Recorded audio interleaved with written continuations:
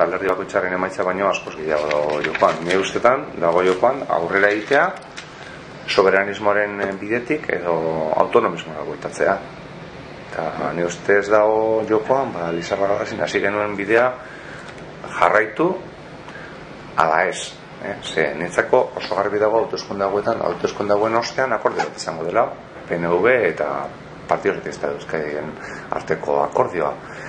Eta horrexegatik pentsatzen dugu beharrezkoa dela Eusko Alkartasuna indartsu bat Gasteizko Legebiltzarrean izatea. Apur bat datorren gobernuko ibilbidea markatzeko edo bidea markatzeko eta Legebiltzarrean egingo diren politikaren bidearen markatzeko.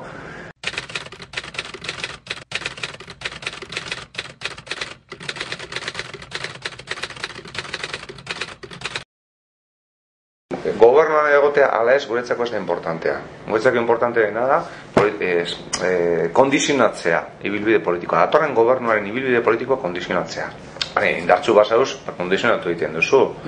Horre, ez dakit, 7-8 bederatzi legebiltzarkideekin bagaude, kondizionatu egiten duzu. Esaten duzu, baina, ez dakit, zuzeu lehendakaria izateko, konpromiso hauek hartu behar duzuz gurekin. Horrela, gu igual kanpoan gaitzen gara.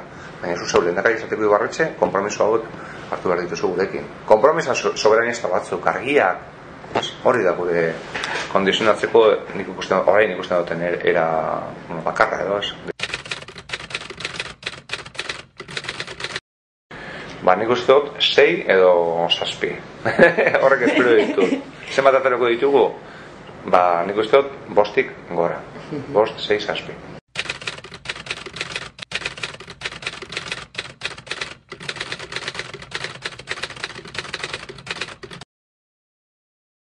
Abertzaleak beti esaten du, zer dengo duzu eta zuek zer egiten ari zarete. Hori da, nedoko galdera. Azken finean gu batzerantza bagoaz, violentzia bere zer ikusi handia badauka, ez? Egia da, legebiltzar distorsionatu batera joango gara. Hor kontuan hartu behar da ere, alderdi legaren eraginez edo distorsionio horren araberaz, indartuta itengo direzen indar politikoak Eusko Alderdi Jeltzalea eta Alderdi Sozialista izango direla. Hori jendeak ere kontu handian hartu behar du. Arriskatzeko garaia helduko dela. Pentsatzen dut, orain polo soberanista hori eskarala izan gai osatzeko, baina epe labur batean izango gara gai. Eta polo soberanista hori eskarala abertzale soberanistek guztiok osatu behar dugu, guztiok.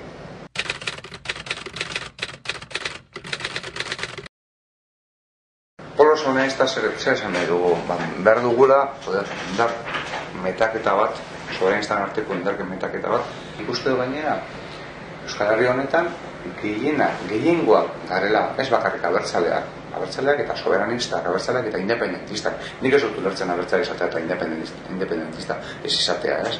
Beste gauza batzuk izango dira regionalista eta nik uste dut herri honetan gehiengoak garela. Baina gehiengo horrek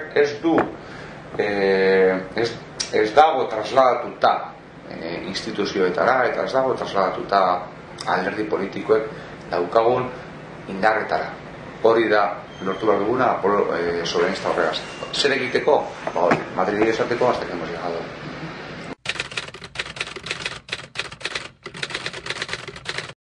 Ez nazai korra. Uste dut estatuak neurria hartu dugula, herri bezala. Konturatu da, Eusko Alderdi Jeltzalearen jarrera ikusita, hemen ez dakit, ez dago lagorik.